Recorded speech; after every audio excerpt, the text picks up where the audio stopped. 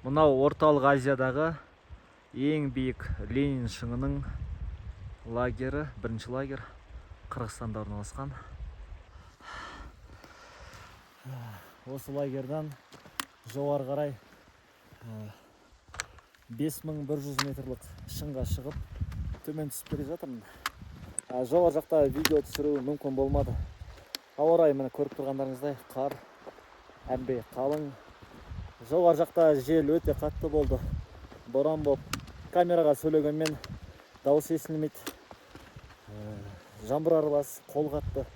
Сөйтіп төмен қарай түсіп, камерамды енді қосып жатырмын. Жалпы 5 шаңғайда дейтін ютубтағы, заман ютуб арнамдағы көрермендерге жалынды сәлем. Есен аманмын, барлығы жақсы. Қазір митингке емес, тауларға, шыңдарға шығып жүрмін. Алматының көптеген шыңдарында болдым. Қазір мен бүгін шыққан шың, ол ондай биік шың біздің Алматыда жоқ. Сол үшін өзімнің мүмкіншілігімді бір орында тұрып қалғым келген жоқ. Одан да биік шыңға шыққым келді. Жалпы саясат қойдың ба дейді, қоғамдық іспен араласпай кеттің ғой дейді. Соңғы 2 аптада 2 мәрте сот отырысына қатыстым, бір рет куәгер болып бардым, бір пайдам тиіп қалар деп. АЭС атом электр станциясы бойынша сот отырыстары болып жатыр ғой. Соларға барып қатыстым. Өкінішті біздің елде, мемлекетте тағы да диктатураны күшейту, авторитарлық жүйені одан сайын нығайту мақсатында жазықсыз азаматтарды жала жауып, істемегенді істеді қып, тағы да қамауға алып жатыр. Не шара енді айғалап бесшан митингке шығуға намысым жетеді. Әрқашанда ардың міндетін орындаймыз ғой, сынның міндетін. Уақыт келер, намысымыз үшін найза болып қадалатын шығармыз.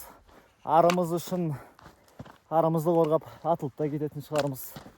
Барлығының өз уақыты бар.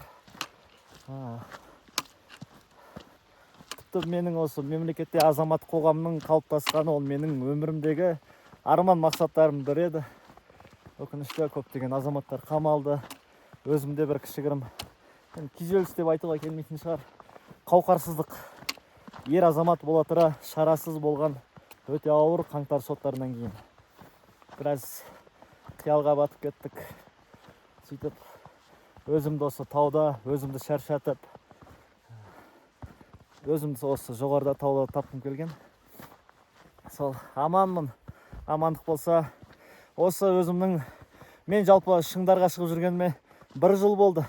Және осы шыңға шығуымды Марат Жыланбаевқа арнаймын. Мен жалпы қыста марафонды бастап, тауларға, шыңдарға шығып жүгіре бастағам. Осы Марат Жыланбаев ағамыздың қараша айында қамап жатқан кезде суретін алып, көптеген адамдарға тауда насихатта жасадым. Алматының негізгі 15 шыңы бар дейді. Оны да аяқтадым. Сол кезде де оны да Марат Жыланбаев ағамызды ескердік. Өкінішті, онда әлемде 7 мәрте рекорд жасаған адамды қамауда ұстау деген ұят нәрсе. Сол барлық құрметті белсенділер, барлықтарыңызға жалынды сәлем. Аманмын, бармын.